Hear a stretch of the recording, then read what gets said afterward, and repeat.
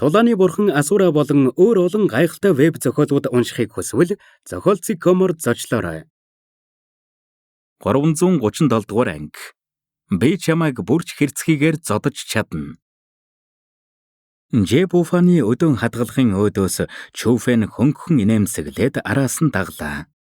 Харин Гүбо Чүфэнийг зогсон санаа зовон хэллээ. Чүфэн, түүнийг болгож өгмөр байвал дараа болно шүү дээ. Одоо тулдах шаардлага байхгүй.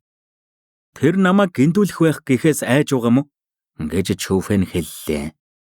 Ганц тэрнээс ч биш, парафаунд төвшний шалгалт бидэнд тохирохгүй. Тэглээч Жебуфан манай ертөнцийн сүнс бүлгмийн парафаунд төвшний хүмүүсийг эхэлж орсны дараа чамайг ирж өдөж байна. Тэр чамайг санаатай өргөтөж байна.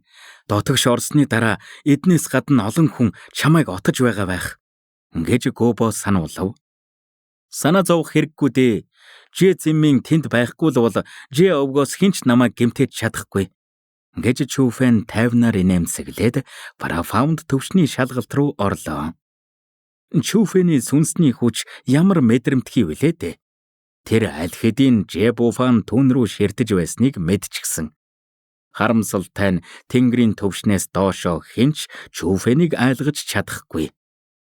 Гүбо, энэ жал дэндүү бардам юм а. Тэрнийг зөнгөөр нь орхичхоо. Заав ах биднийг үүслийн төвшний шалгалтанд ороорой гэсэн. Бид түүний үгийг зөрчиж болохгүй. Гэж Гүбогийн хойно залуус санууллаа. Үгүй, би түүнийг ингэж орхиж чадахгүй. Нэр төртэй хүн эргэлздэггүй гэдэг шиг Гүбо Чүфэний хойноос гүйн орчихов. Түүнийг харсан ертөнцийн сүнс бүлгмийнхэн эргэлдсэн чигэлээ шүдээ зүүн Гүбогийн хойноос явлаа. Газар доорх ордон асар том байснаас гадна ордны нэг л тийм хөндөй уур амьсгал байлаа. Хамгийн чухал нь Чүфэнийг орвуу үгүй юу Жебуфан болон Жэ овгийнхан түүний замыг хаасан юм. Чүфэн Гүбо хоёрын таамаглаж байснаар тэднээс гадна 20 гаруй хүмүүс байлаа. 20 хүмүүс дунд Жебуфанаас бусд нь бүгд парафаунд төвшөнд орчихсон байсан ба 2 хүн нь парафаундын 3 дугаар төвшөнд орчихсон байлаа. Новшгиж отолт байна. Жэ овгийнхныг харсан ертөнцийн сүнс бүлгмийнхэн битүүхэн хараагаад Чүфэн рүү буруутгасан харцаар ширтэв. ертөнцийн сүнс бүлгмийнхний айсан харцыг Жебуфан хараад инээмсэглэн хэллээ. Гүбо, өнөөдөр би Чүфэнтэй тооцоо бодох учраас ертөнцийн сүнс бүлгмийнхэн буцаад явж болно. Жебуфан, чи нэг зүйл ойлгохгүй байгаа бол Чүфэн бол манай ертөнцийн сүнс бүлгмийн гишүүн. Түүний асуудал манай ертөнцийн сүнс бүлгмийн асуудал гэсэн үг. Дими зүйл хийх юм бол манай ертөнцийн сүнс бүлгэм та нарыг зүгээр өнгөрөөхгүй шүү. Гэж Гүбо байдал бэрцсэнийг мэдэн Чүфэний урд зогсон хэллээ.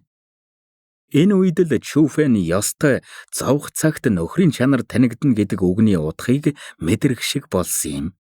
Ийм үед Гүбогийн түүний өмнө зогсож байгаа нь жинхэнэ найз байх үн цэнтэй хүн гэдгийг тодор харуулж байв. Гүбо, Чүфэн би ертөнцийн сүнс бүлгмийнх гэдэг нь үнэн. Гэхдээ энэ асуудлыг би өөрөө шийдмээр байна. Гэд Чүфэн гараас сунган Гүбог хойшин татаад Жебуфан руу харан инээмсэглэн хэллээ. Жебуфан, тэр үед би чамайг Асура сүнс цамхгийн энергийн даралтаас болж ялсан гэсэн байхаа. Худлаа юм уу? Гэд Жебуфан хүйтнээр хариулах үед уур хилэн харцанд нь тодров. Яг энэ үед Чүфэн гэрлийн хурдаар дайрч Жебуфаны цээжин дээр өшөглөн газар тунгаав. Чанга чимээгээр Жебуфан газар тунан яоллоо. Түүний цээжнийх нь яснууд Чүфэний өшөглөлтөнд хугарч газар доорх шалгалтанд орох чадваргүй болсон юм. Жебуфаны дээр гიშгэнгээ Чүфэн тоосон шинжгүй инээмсэглэн хэллээ. Үннийг хэлэхэд Асура сүнс цамхгийн гадна би чамайг бүрч хэрцгийгээр зодох чадaltaй. Тэнгэр минь! Гэнтийн болсон зүйлийг харсан хүмүүс гүн цочролд орцгоосон юм. Жебуфан бол Жэ овгийн залуу үеийнхний гоцсууд. Түүний тулааны хүч нь үеийнхэн дундаа хамгийн дээд зэрэглэлээс гадна ертөнцийн сүнс бүлгмээс ганц Гүбо түүнтэй эн тэнцүү тулалдаж чадна. Гэтэл одоо Чүфэн түүнийг ганцхан дайралтаар ялчглаа. Тэгэхэр Чүфэний тулааны хүч Жебуфаныхаас хамаагүй илүү ба Парафаунд төвшний хүнийхтэй адилхан гэсэн үг. Чала чи өхмөр байна уу? ертөнцийн сүнс бүлгмийн хүмүүсийн цочирдсан царайны хажууд Жеовгийнхан маш ихээр уурлан 20 Парафаунд төвшний хүмүүс Чүфэнийг бүслэн авлаа. Та нар бүгд газар сөхөрцгөө гэвч тэднийг хөдөлж эхлэх үед Чүфэнч бас хөдөлж хүчтэй салхи босож 20 хүнийг хормын дотор бүрхэн авлаа. Үүслийн энергийн шуурганд орсон Жеовгийн Парафаунд төвшний 20 хүмүүсийн хүчийг шавхан хүчээр газарт сөхрүүлсэн юм. Тэд бүгд эсэргүүцэх хүчгүй болсноос гадна зарим нь бүр ухаан алдан унсан байлаа. Энэ үед ертөнцийн сүнс бүлгмийнхний амн ангааж нүдэн бүлтийв. Ёстой л хэлэх үггүй болцгоос юм. Чүфэн дөнгөж үүслийн 9-р төвшин байж хормын дотор Парафаунд төвшний хүмүүсийг газарт сөхрүүлчихлээ. Ийм тулааны хүчийг нүдэрээ харахгүй л бол чихээрээ сонссон ямар ч ухаантай хүн итгэхгүй биз. Хараач, тэр залуу хүүгийн тулааны хүч дэндүү хүчрхэг юм. Тэр хийн юм болоо? Үүслийн 9-р төвшний хүчээр Парафаунд төвшний хүмүүсийг ялчихлаа. Гайхалтай. Тэр хүмүүс ч бас энгийн хүмүүс биш. Тэд бол сүнсний нутгийн Жеовгийнхан. Гэтэл тэр хүү өөрийнхөө энергийн даралтаар тэднийг газарт унгаачихлаа. Арай л гажуу үгүй юу? Энэ сүүн цуглаанд ёстой л нуугдмал луу барнууд оролцож байгаа бол та. Тэр хүүгийн авьяас бэлэг гэж ёстой үгээр илэрхийлэхийн аргагүй юм байна. Тэр аль нутгийн хингэгч хүү юм бол доо. Чүфэний үйлдэл олон хүний анхаарлыг татахын зэрэгцээ. Олон хүний нэгдүгээр байр эзлэх зориг нь мохоос юм. Гэсэн ч Чүфэн тэдний яриаг тоолгүй Губо руу харан ингэж хэллээ. Губо, миний төлөө зогссонд баярлалаа. Энэ Парафаунд төвшний шалгалт миний хувьд тимч хэцүү бишээ. Үгээ хэлж дуусаад Чүфэн урагш харайн газар доорх ордны гүн рүү гүйн одов. Чүфэний холдох нурууг харсан Губо эцсэндээ инээмсэглээд ингэж хэллээ. Чүфэний тулааны хүч үнэхээр байгалийн хуулиас гажжээ. Асуура сүнс цамхагтай огтхонч хамааралгүй юм байна. Губо, би чамайг үнэхээр басжээ. Үгээ хэлж дуусаад Губо газар доорх ордны гүн рүү оролгүй ертөнцийн сүнс бүлгмийнхэн хүмүүсийг дагуулan үүслийн төвшний шалгалт руу орлоо. Тэд Чүфэн шиг хүчхүүдээ биш. Зүгээр л сүнь цуглаанд бадтай орохын тулд илүү аюулгүйгээр нь үүслийн төвшний шалгалтыг сонгосон юм. Лайк болон subscribe дарж биднийг дэмжээрэй. 338 дугаар анги. Ёсон тэнгэрээр дүүлэх лууны нууц. Хязгааргүй газар доорх ордны дотоод загвар маш нууцлаг байсан ба хаа сайгүй өрх байлаа. Товчхондоо бол нэг хүн өрхтэй хэсгийг давж гарлаа гэхэд өнөөх өрх нь алга болохгүй тэндэ байж л байна. Тийм ч учраас шалгалтыг давмаар байвал өөрсдийнхөө чадлаар давах ёстой. Бусдын хойноос дагаж шалгуурыг давна гэсэн асуудал байхгүй. Дээрэс нь хязгааргүй газар доорх ордон маш том болохоор эхний хідэн шалгуур Парафаунд төвшний хүмүүст огтхонч асуудал биш ээ. Гэхдээ дунд хэсгийн орхинууд Парафаундын 5 дугаар төвшний хүмүүст садаа болж байсан юм. Ийм хэцүү шалгууруудыг үүслийн 9 дугаар төвшний хүчээр давна гэдэг биелэгдэшгүй даалгавар л гэсэн үг. Тиймээс ч Чүфэнд Эгигийн хүчийг зээлхээс өөр арга байхгүй байлаа. Энэ нь булхайцахтай адилхан ч гэлээ үнэн хэрэгтээ тийм биш. Эги бол Чүфэний ертөнцийн сүнс. Тиймээс Чүфэний нэг чадвар гэсэн үг. Яг л элит зэвсэгтэй хүмүүстэй адилхан. Адилхан төвшний хүмүүсийн хажууд асар том давуу талтай гэсэн үг. Хэрвээ хоёр хүн тулалдаж байвал элит зэвсэг ашиглаж болохгүй гэсэн дүрм байхгүй. Тиймээс Эгигийн хүчийг зээлж байгаа нь огтхонч булхайцах биш. Чүфэн хаант тэнгэр техникээ дээд цэгтэн тулгаж Эгигийн хүчийг зээлж Парафаундын 3 дугаар төвшөнд орох үед түүнийг зогсоож чадах орхи бараг таарсангүй. Энэ үед тоо томшгүй олон хүмүүсийн хажуугаар Чүфэн нисэн өнгөрөх үед түүний залуухан царайг харсан хүмүүс гүн цочролд орцгоос юм. Тэд бүгд тэр залуухан царайг ой дурсамжиндаа гүн гихчин сээлцгээв. Учир нь энэ хүү хожимын нэг өдөр 9 нутгийн твээр алдар цууга тараах нь тодорхой. Болохгүй нэ. Энэ маягаар амжилт олохгүй. Сүүн цуглаанд дэндүү олон хүн ирснээс гадна Жебуфанаас болж цаг алдчихсан. Энэ маягаараа би урд угаа хүмүүсийг гүйцэхгүй. Яг энэ үед Чүфэн хөмсгөө зангидан зогслоо. Төвний урд явах хүмүүс бүгд л ёр бусын техникүүдтэй байсан ба хаант тэнгэр техникээс дутхааргүй байлаа. Ийм нөхцөлд Чүфэн нэгдүгээр байранд орох нь битгий хэл эхний 10-т ч орж чадахгүй. Нөгөөхөл туршиж үзэхээс үгүй бол төрүүлэх боломж алга. Яг энэ үед Чүфэн шүдээ 100 зогсоод цээжнийхэн өмнө нэг гараа нөгөөх дээрээ ачин бардам гэгчин зогсоод нүдэ анлаа. Энэ жал яагаад зогсчих вэ?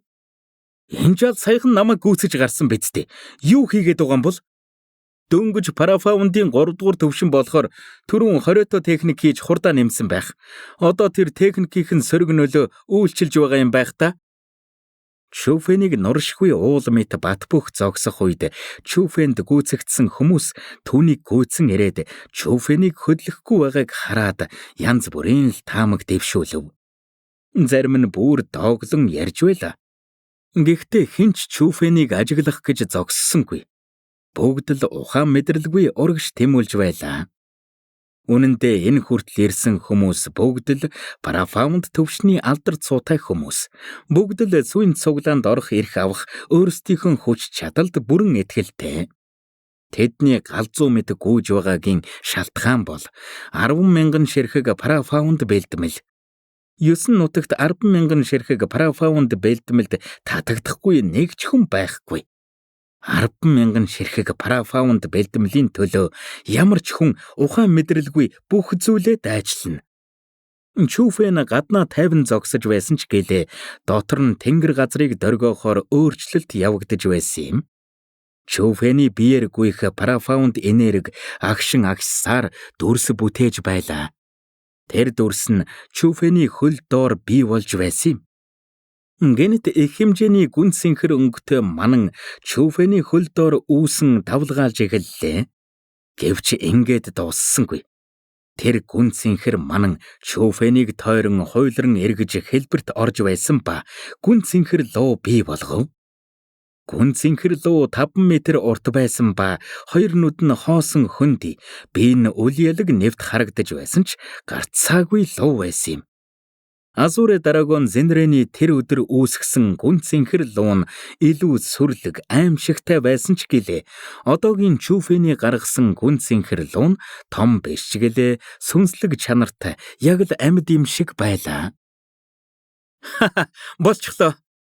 Хөл доорх гүн сэнхэр лууг харсан Чүфэн маш ихээр баярлав.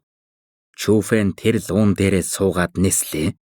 Гүн сэнхэр луу зогсоход дэндүү жижигхэн байсан болохоор унаж явхад илүү тохиромжтой байлаа. Морь унснаас илүү гүн сэнхэр лууг унаж явах нь илүү тухтай байсан гэдгийг дурдах нь зүйтэй биз. Хамгийн чухал нь Чүфэний тэр гүн сэнхэр луун дээр зогссон суусан нь биш, харин гэрлийн цацраг болон алга болсон нь юм. Чүфэний унаж байгаа гүн сэнхэр луу яг л дөнгөж төрсөн луу мэт байв. Авраам тэмч хүчрэхэг биш ч гэлээ хурдан нүдэнд харагдахын аргагүй хурдан байсан ба нисэж байхдаа үе архирах нь үгээр илэрхийлэхийн аргагүй сүрлэг байлаа. Ингээд Чүфэн ядах юмгүй түүнийг гүйцсэн хүмүүсийг нүдэрэмхийн зуур өнгөрөн гарсан ба өмнөхөөсөө хэд дахин хурдан байв. Тэд Чүфэний царайгч харж амжаагүйгээс гадна зөвхөн гүн сэнхэр гэрлийн туяал хажуугаар нь бүүдийхийг харлаа. Юу байсан бэ? Тэнгэрийн төвшний хүн юм байх та? Чүфэний галзуу хурдыг харсан хүмүүс бүгд л гүн цочролд орцгоосон юм. Ихэнх хүмүүс түүнийг тэнгэрийн төвшний хүн гэж бодов. Үгүй бол яаж ийм хурдан байх юм? Гэхдээ зарим нь зэрэглээ харсан гэж бодов. Учир нь гүн сэнхэр туяа нүд ирэмхийн зуур хажуугаар нь өнгөрсөн болохоор тэд хийм харсан л гэж бодцоолоо. 9 тэнгэрээр дүүлэх лууг хаант тэнгэр техникээс ийм хүчрэхэг гэж бодож ч байсангүй. Энэ техникийг бүрэн эзэмшчих юм бол тэнгэрийн төвшний хүнч намайг гүйцэхгүй нэ. Чүфэн эц төгсгөлгүй баярлаж байсан юм. ёсон тэнгэрээр дүүлэх луу хаант тэнгэр техникээс хамаагүй хурдан байсан ба ямар ч амьд биет Чүфэнийг гүйцэхгүй. Тэгэхээр газар доорх ордонд Чүфэнийг гүйцэх нэг ч хүн байхгүй гэсэн үг. Гэхдээ Чүфэн өрсөлдөгч нараа бассангүй. Учир нь тэр тэдний дунд хүчрхэг тэнгэрийн төвшний донтой хөгшин байгаа гэдгийг сайн мэднэ. Одоо хүртэл Чүфэн тэр донтой хөгшний барааг хараагүй л байна. Тэгэхээр тэр Ванцян аль хэдийнэ Чүфэнийг хол хайчихсан гэсэн үг. Тийм ч учраас Чүфэн хурдаа багасгалгүй байдаг хүчээ шавхлаа. Тэнгэрийн төвшний тэр донтой хөгшнийг хүчээрээ биш юмаа гэхэд ядаж хурдаараа даван гарах ёстой. Лайк болон subscribe дарж биднийг дэмжээрэй.